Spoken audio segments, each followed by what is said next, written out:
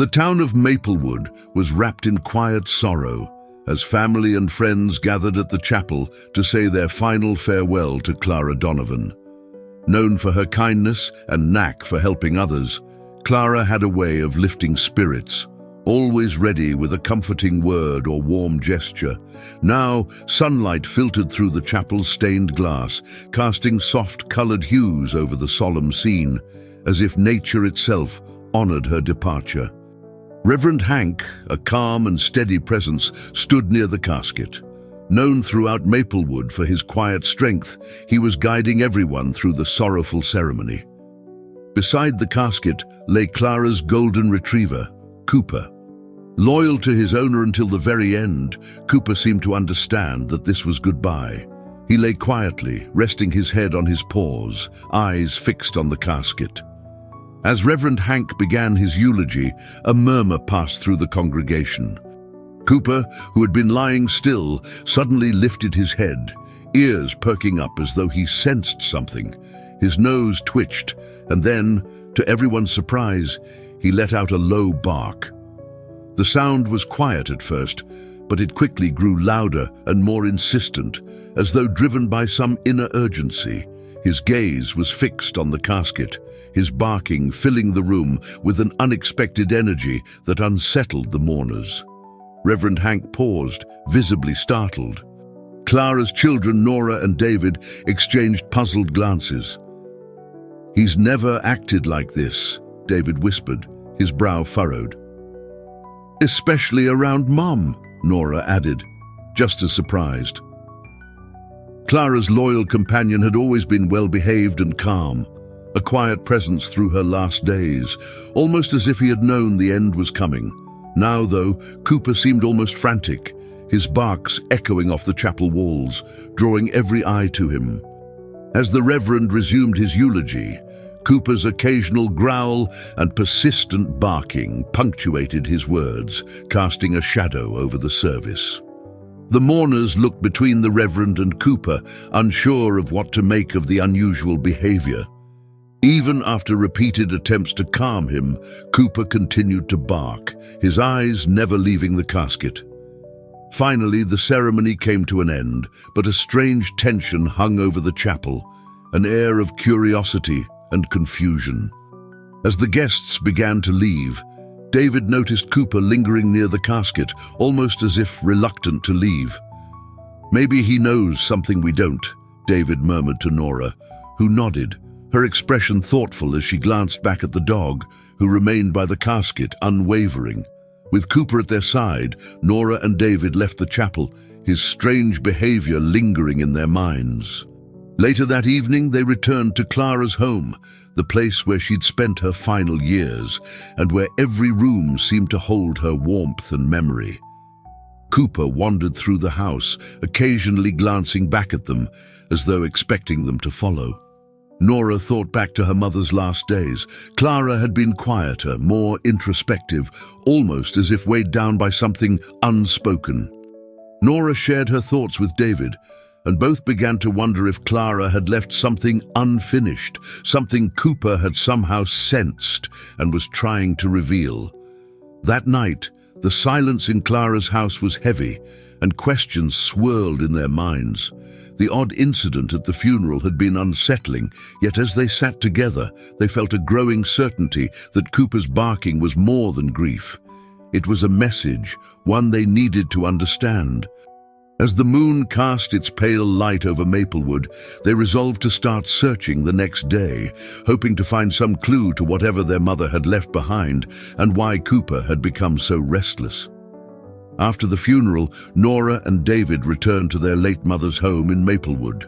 The house, once warm and filled with Clara's presence, now felt strangely hollow, as if something essential had left with her.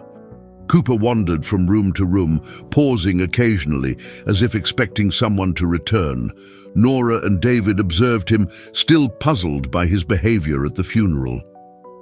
As dusk settled, Nora began sorting through Clara's belongings, seeking a sense of closure, but also answers to the questions lingering in their minds. Cooper followed closely, occasionally settling beside them as if a part of the search himself. In a dusty corner of the basement, Nora found an old, worn chest. Inside lay a collection of letters, their edges yellowed, and some faded photographs. She called David over, and together they looked through the letters, all addressed to Clara and written by someone named Samuel, a name unfamiliar to them both. As they read, they sensed a bond between Clara and Samuel. His words were warm and nostalgic, and he referenced a place by the lake and a promise Clara had made to support him during difficult times. "Did Mom ever mention Samuel?" David asked, frowning. Nora shook her head. "Not that I remember, but he keeps mentioning this lake. Maybe it's Lake Eldridge. It's where she used to take us camping." Curious, they showed the letters to Reverend Hank, who had known Clara well. He too was surprised, knowing nothing of Samuel. Intrigued, he encouraged them to explore further, suggesting Clara might have left these letters behind intentionally, as if for them to discover. As evening fell, the siblings sat in silence, piecing together fragments of their mother's past. Cooper lay at their feet, his eyes on them, still watchful. It felt like they were meant to find these secrets, to understand a part of Clara they'd never known. "We should go to Lake Eldridge," David said finally. "Maybe we'll find more answers there." Early the next morning, Nora, David, and Cooper set out for Lake Eldridge, a place filled with family memories, but now tinged with mystery. The lake was quiet, its waters still, reflecting the autumn leaves like a mirror. For years, Clara had brought them here for weekend camping trips, but today the lake held a different atmosphere, as if it guarded a secret meant only for them to uncover. They walked along the familiar trail until they reached an old rustic cabin near the edge of the lake. The place seemed abandoned, yet as they approached, they noticed small signs of recent use. Footprints by the door, and a worn wool blanket neatly folded on a wooden chair outside. Cooper sniffed the air, alert, his tail stiff as he moved cautiously toward the cabin. "Do you think this was Samuel's place?" David asked, glancing at Nora. She nodded, her eyes scanning the area. They hadn't known about this cabin, yet it felt oddly connected to Clara, like another part of her life they were only now discovering. Suddenly, the door creaked open, and a frail man stepped into view. He looked at them with wary eyes, his frame bent with age. "Are you Clara's children?" he asked, voice trembling slightly. Nora stepped forward, nodding. "Yes, we're her children. You must be Samuel. We had a promise, but life pulled us in different directions." Samuel paused, his gaze drifting to the lake. "She was the only one who knew what I'd been through. Even after all these years, she never turned her back on me." He showed them mementos she had left him over the years. Notes, small trinkets, each a symbol of her loyalty and kindness. As he spoke, it became clear that Clara had been much more than they'd known.